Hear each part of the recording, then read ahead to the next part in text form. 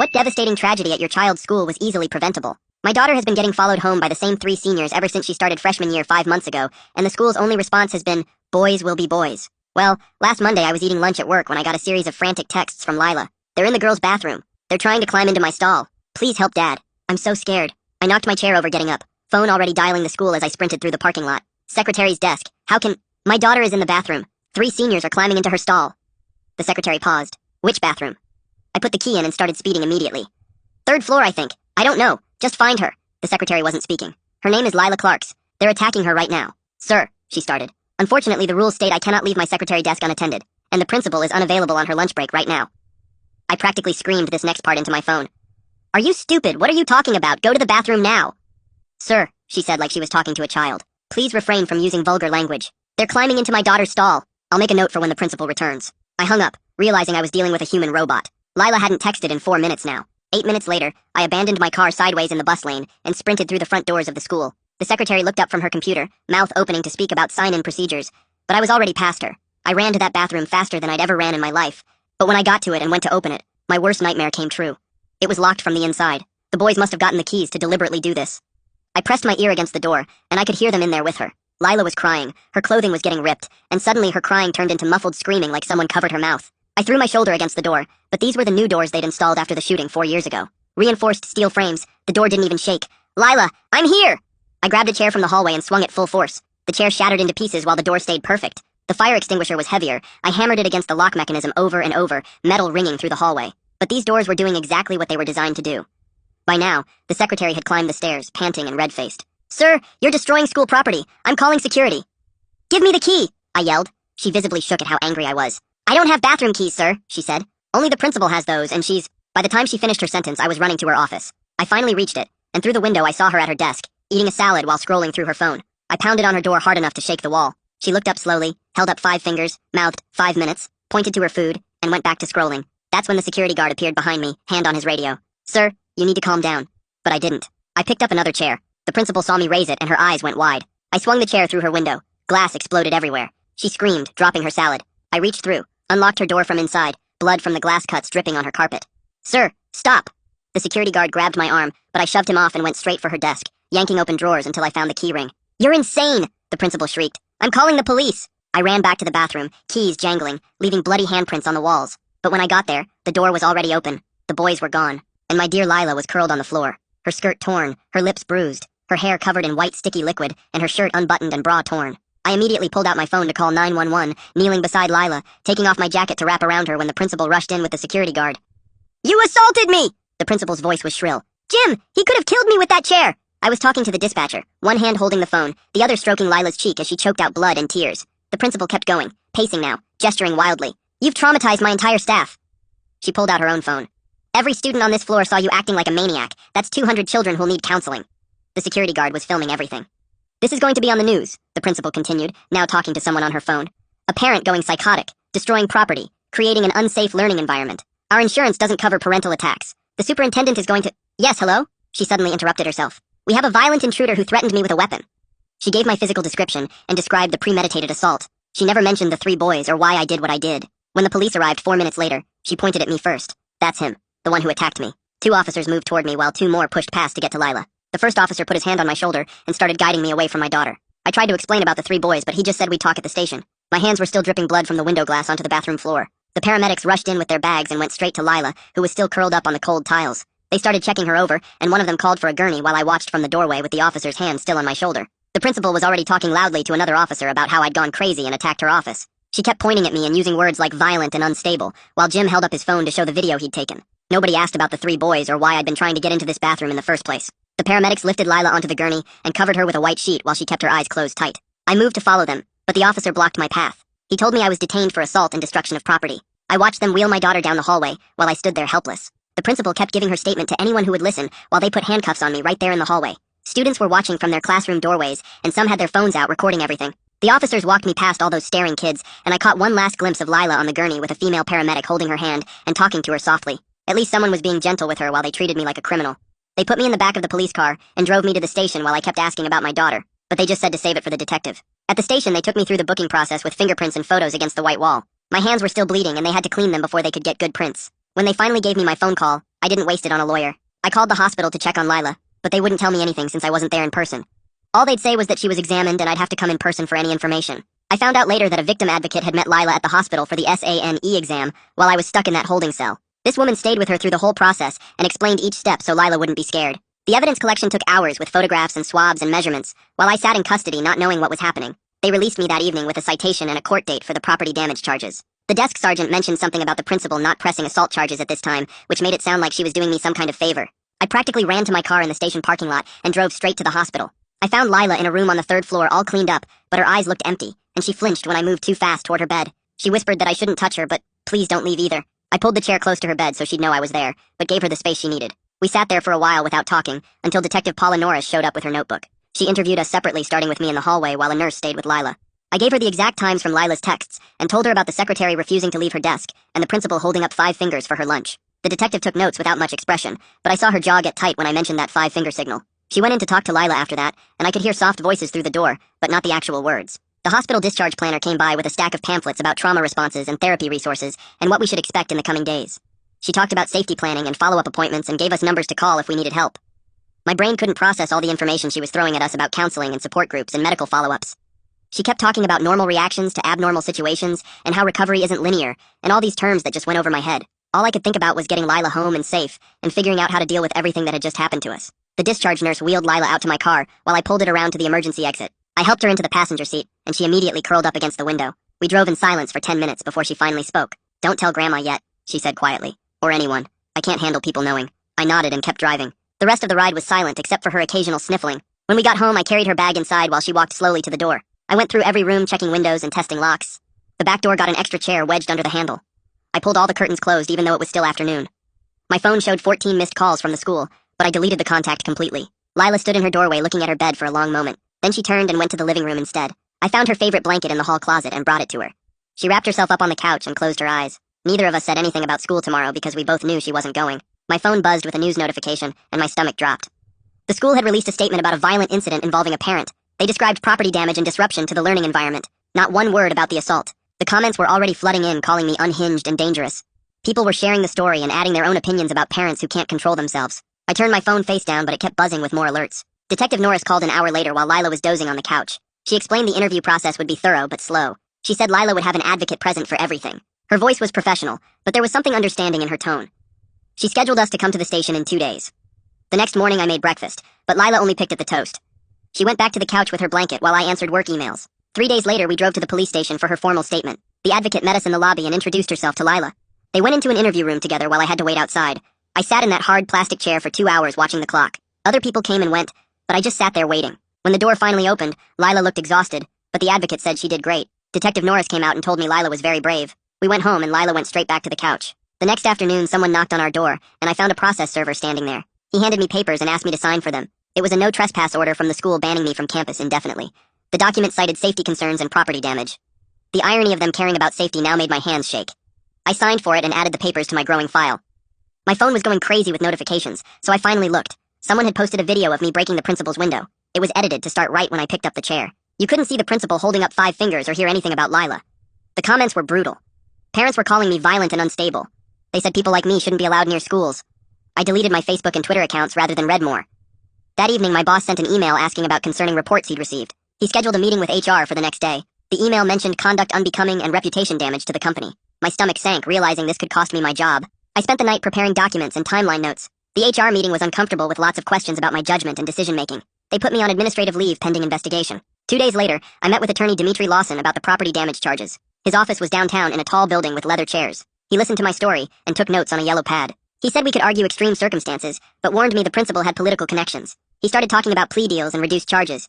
I wasn't ready to hear about accepting guilt for trying to save my daughter, but he said fighting it could make things worse for Lila's case. We scheduled another meeting for next week to review options. Meanwhile, Lila had her first appointment with therapist Samara Green. I drove her there and waited in the car while she went inside. The session was mostly paperwork and safety assessment according to what Lila told me after, but Samara taught her some breathing exercises for panic attacks. She showed Lila how to ground herself when the fear got too strong. It was the first time I'd seen Lila look slightly less scared since everything happened. She had another appointment scheduled for 3 days later. The therapy office was quiet and had soft lighting that seemed to help. Lila said Samara was nice and didn't push her to talk about things she wasn't ready for. We stopped for ice cream on the way home, even though neither of us really wanted it, but it felt like something normal people would do. The house felt too quiet when we got back. I kept checking the locks even though I'd already checked them twice. 3 days passed before a man named Cullen Burgess called from the district office. He said he was the Title IX coordinator and needed to discuss the alleged incident at the school. The way he kept saying alleged and reported made my stomach turn. I asked what they were doing to keep Lila safe right now. He told me everything had to follow proper process, and they couldn't rush to judgment. I hung up harder than I meant to. The next morning, the school sent certified letters saying the 3 boys couldn't contact or come near Lila. But that same afternoon, Lila's phone buzzed with an Instagram message from a fake account. "You ruined everything," was all it said. But we both knew who sent it. I took screenshots of everything, including the account details and timestamp. Lila's hands shook for the rest of the day, even after I forwarded everything to Detective Norris. She called back 2 hours later with the first good news we'd gotten. The school had security cameras in the hallway near that bathroom, and she'd gotten the footage. You could see all 3 boys going into the bathroom area, right when Lila's text to me started. The timestamp showed this was happening while the principal was still at her desk eating lunch. This proved she could have helped, but chose not to. Detective Norris also got all the phone records from that day. Every single text Lila sent me was there with exact times. My call to the school at 12:47 was logged. The secretary's call to security about property damage came at 1:03, but she never mentioned anything about a student being attacked. Each piece of evidence made our timeline stronger. The detective said this pattern of documentation would help our case. Then the SANE nurse's report came in, and I had to run to the bathroom to throw up. The clinical words describing what happened to my daughter were worse than any nightmare. But Detective Norris said this medical evidence moved everything forward in a big way. I tried signing up to speak at the next school board meeting, but the woman on the phone said I couldn't talk about specific student matters in public comment. I started writing remarks about general safety protocols instead. I had to stay calm and strategic, even though I wanted to scream about what they'd done. A reporter from the local paper emailed, asking if we wanted to tell our side after seeing the viral video. I wrote back saying no, but gave them Detective Norris's contact information. Maybe media pressure would make the district actually do something. Detective Norris called again with more news. The custodian who cleaned that bathroom area had come to her quietly. He'd seen those 3 boys hanging around that morning, and noticed they had keys they shouldn't have. He was scared to say anything publicly, but agreed to give a sworn statement about what he saw. Then Dimitri called with bad news. The principal had filed for a restraining order against me, saying she feared for her safety. He said this was just a tactic to make me look dangerous before Lila's case went anywhere. We'd have to go to court next week to fight it. After 2 weeks, Lila wanted to try going back to the school for just 1 class. The counselor said this was a good step. I drove her there and walked her to the building. She made it to the hallway outside her math class. Then she smelled something and froze completely. It was the same cologne one of the boys always wore. She couldn't breathe and started crying. I got her out of there as fast as I could. She sobbed the whole drive home, saying she was sorry for being weak. The counselor called later and said setbacks were normal, but it felt like we were moving backward. That night, I sat at the kitchen table going through all the evidence we'd collected so far. Phone records and timestamps and medical reports and witness statements. Each piece told part of the story of what really happened that day. The school kept saying they were investigating, but nothing seemed to change. Those boys were still walking around free while my daughter couldn't even walk down a hallway. The district sent another letter about their ongoing review of policies, but it was all empty words. They wanted this to go away quietly, but I wasn't going to let that happen. Every day brought some new piece of bureaucracy or legal paperwork. Court dates for the restraining order and meetings with lawyers and forms to fill out. All while Lila stayed home trying to heal from what they did to her. The system that was supposed to protect her had failed completely, and now we had to fight it just to get basic justice. 3 days later, Dimitri called me at work and said the DA wanted to meet about my property damage charges. I drove to his office and he explained they were offering a plea deal for misdemeanor property damage with probation and paying for the principal's window. He thought I should take it because fighting the charges could complicate Lila's case and make me look unstable in court. My gut wanted to fight because I had a good reason for what I did, but Dimitri kept saying Lila needed stability more than I needed to prove a point. I signed the papers even though it felt wrong admitting guilt for trying to save my daughter. The next morning, Cullen Burgess from the district called about interim safety measures for when Lila returned to the school. They offered schedule changes so she wouldn't see those boys, and an adult escort between classes and access to a private bathroom. I wrote down every gap in their plan, like what happens during fire drills or assemblies or if the escort was absent. Burgess kept saying it was the best they could do while still investigating, but their best wasn't good enough to protect her before, so why would it be enough now? 2 days later, I was loading groceries into my car at the store when someone called my name. I turned and saw a man in a suit walking toward me fast. He said he was one of the boys' fathers, and I was ruining his son's future over teenage mistakes that got blown out of proportion. I kept loading my groceries and didn't respond, but he followed me around my car saying his son was losing his college scholarships and getting death threats online. He threatened to sue me for defamation if I didn't make Lila drop the charges. I got in my car and started it, but he kept talking through my window about how boys do stupid things sometimes, and we were destroying his family. My dashcam was recording everything, including when he said his son might have gotten carried away, but didn't mean any real harm. I drove off while he was still talking, and saved that video file immediately. That afternoon, the district sent out an email to all parents calling the incident a student conflict that was addressed through proper channels. They praised their quick response and commitment to student safety without mentioning the assault, or that I had to break a window to get help. I started writing a response listing the actual timeline with every text and phone call, and how long each person took to respond or not respond. I included the secretary refusing to leave her desk, and the principal holding up 5 fingers for her lunch, and the 3 boys having keys they shouldn't have had. Dimitri reviewed my draft and made me take out the parts, calling them incompetent and negligent, even though that's exactly what they were. Detective Norris called that evening with an update on her investigation. She'd interviewed all 3 boys separately over the past 2 days, and their stories were completely different. One claimed he was never in that bathroom at all. Another said Lila invited them in and everything was consensual. The third admitted being there, but said the other 2 forced him to watch and he didn't touch her. Their parents had hired lawyers who were now trying to coordinate their stories, but it was too late because Norris already had their first statements recorded. She said the contradictions actually helped our case because innocent people don't need to coordinate lies. A week later, someone knocked on our door at dinner time. Two people from Child Protective Services stood there with clipboards saying they needed to do a mandatory home visit because the case involved a minor. They walked through our house checking if Lila had a safe bedroom and enough food, and if I seemed stable enough to care for her. It felt humiliating having strangers judge our home, but the caseworker actually gave us helpful resources for trauma counseling and victim compensation funds. They determined Lila was safe, but kept the case open to provide ongoing support services. 3 weeks into therapy with Samara, something amazing happened. Lila slept through the entire night without waking up screaming or crying. She'd been using the grounding technique Samara taught her, like naming 5 things she could see, and 4 she could hear, and 3 she could touch. That morning she came downstairs looking rested for the first time since the attack. We celebrated quietly with her favorite blueberry pancakes, and didn't talk about why it was special, but we both knew this was huge. Detective Norris had been busy with subpoenas and called with big news. She got the principal's phone records from that day, showing multiple calls coming in during her lunch break that she didn't answer. The records proved she was lying about not knowing there was an emergency. Her lawyer tried to argue the records were private and inadmissible, but the damage was already done because now everyone knew she chose her salad over student safety. The next Monday, Lila wanted to grab something from her locker, even though she wasn't going to classes yet. We went early before school started, and when she opened her locker, a piece of paper fell out. Someone had written that she was a lying whore who was ruining good kids' lives. She started shaking and couldn't breathe. I took photos of the note and marched to the office where they finally agreed to install more cameras near her locker and classroom areas. It wasn't enough, but it was something more than their previous nothing. The restraining order hearing came up the following week. The judge listened to both sides and ended up issuing mutual stay-away orders, criticizing both the principal's delayed response and my property damage. She said we both acted inappropriately, even though the situations weren't remotely comparable. Dimitri said afterward this was actually good, because the judge didn't label me as the sole aggressor, which would have hurt Lila's case. The principal had to stay away from us too, which meant she couldn't testify as easily about my behavior that day. It wasn't the vindication I wanted, but in this messed up system, it counted as a win. 3 days later, Cullen Burgess called me into an executive session at the district office, where he sat with 2 lawyers and admitted the school hadn't followed any of the right steps when Lila reported the boys following her home months ago. They wanted to avoid a federal complaint and offered mediation instead of fighting us in court. Burgess kept rubbing his forehead and looking at papers showing all the times we'd asked for help and been ignored. The lawyers pushed a stack of forms across the table, offering counseling funds and policy changes if we'd sign away our right to sue. I took the papers home to think about it, but that same afternoon, Dimitri called with news that made my hands shake. Another girl's lawyer had contacted Detective Norris, saying those same 3 boys had cornered his client in an empty classroom last year, but she'd been too scared to tell anyone until she heard about Lila. The girl's statement described the exact same pattern where they'd follow her and make comments about her body before trapping her alone.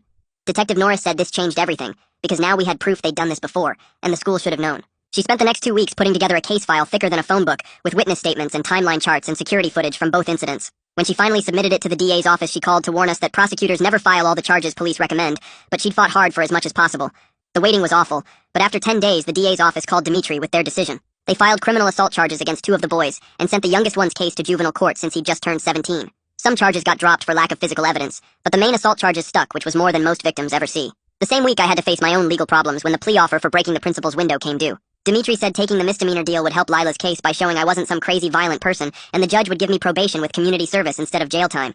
Standing in that courtroom admitting guilt for property damage while those boys hadn't even been arraigned yet made my throat burn, but I signed the papers and accepted 6 months probation, plus 200 hours picking up trash on highways. Meanwhile, the Title IX investigation finally wrapped up with results that sounded good on paper, but felt hollow in reality. The boys got removed from campus temporarily and had to do online school while Lila got a tutor to help her catch up on missed work, and the principal got put on administrative leave pending further review. The district wouldn't admit they did anything wrong, but their actions said everything their lawyers wouldn't let them say out loud. 2 weeks before the criminal trial started, Lila had to testify at a closed preliminary hearing to determine if there was enough evidence to proceed. Her advocate held her hand the whole time, while she answered questions about that day in the bathroom, and I could see her shaking from across the courtroom. The defense lawyer tried to confuse her with questions about exact times and why she didn't scream louder, but she got through it without breaking down completely. Afterward in the hallway she looked exhausted, but said facing them made her feel stronger, even though every word had been terrifying. That weekend, a reporter from the local paper published a huge investigation about how schools handle assault cases using our story without names as the main example. The article had charts showing how many reports were ignored, and quotes from experts saying schools care more about liability than student safety. Within hours, the school board announced emergency meetings to review all their policies, and parents started showing up at board meetings demanding real changes.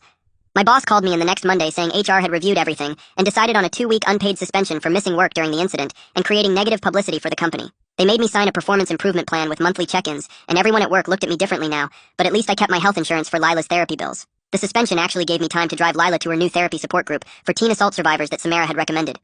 I waited in the parking lot reading emails on my phone while she went inside to a room with 5 other girls who understood what she'd been through without needing explanations. After an hour, she came out with red eyes but something different in her posture, like she'd put down a heavy weight. She didn't talk about what happened in there, but on the drive home she said one sentence that made everything else worth it. I survived. The other girls had nodded when she said it, and for the first time since this started, she'd felt less alone in what happened to her. The district's lawyers called me 3 days later with their mediation offer, and I could tell from their careful tone they wanted this to go away quietly. They wouldn't say the school did anything wrong, but they'd cover all of Lila's therapy costs, plus bring in outside experts to review their emergency response protocols, and require every staff member to complete 40 hours of training on handling student safety situations. I wanted them to admit what they did to us, but Dimitri reminded me that getting Lila's treatment paid for mattered more than my need for them to say sorry out loud. So I signed their papers with hands that shook from holding back everything I wanted to scream at them. The next week we sat in a small office with a new counselor who specialized in helping kids return to the school after trauma, and she spread out papers showing different options, while Lila gripped my hand under the table. She suggested starting with just 2 morning classes, math and English, with a quiet room available if Lila needed to leave, and an adult escort to walk her between buildings, so she'd never be alone in the hallways. Lila's voice was barely above a whisper when she said she wanted to try, even though I could see her whole body tense at the thought of walking through those doors again. We practiced the route she'd take the weekend before school started, walking the empty hallways while she pointed out safe spots she could go if she felt scared. The counselor's office on the 2nd floor, the nurse's station near the front entrance, the library with its back exit she could use if she needed to leave fast. Monday morning came too quickly, and Lila put on her new backpack with hands that wouldn't stop shaking, but she got in the car anyway, and I drove slower than usual trying to give her more time to prepare. The escort met us at the side entrance, a kind older woman who'd been briefed on everything, and she walked Lila to her first class while I sat in the parking lot for 2 hours in case she needed me. She made it through both classes without calling me, though the counselor texted that she'd used the quiet room twice to do her breathing exercises when the hallways got too loud between periods. When I picked her up at 11:30, she looked exhausted, dark circles under her eyes and her shoulders hunched forward, but there was something else there too, a tiny spark of pride that she'd done it. We went straight to the ice cream shop even though it was barely noon, and she got 3 scoops of different flavors, while I got my usual vanilla, and we sat outside eating slowly while she told me about how her English teacher had welcomed her back without making a big deal about where she'd been. 3 weeks into this new routine, I got an email from the district announcing personnel changes, and buried in the middle was one line about the principal being reassigned to a curriculum development position at the district office starting immediately. The teachers' union had protected her from being fired completely, but at least she wouldn't be around kids anymore, stuck in some windowless office reviewing textbooks instead of ignoring students in crisis. Dimitri called that same afternoon with news about the boys' cases moving forward, and said the youngest one's lawyer wanted to meet about a possible plea deal that would include court-ordered treatment and permanent restraining orders that would follow him even after he turned 18. The other 2 were still fighting the charges, their expensive lawyers filing motion after motion, trying to get evidence thrown out.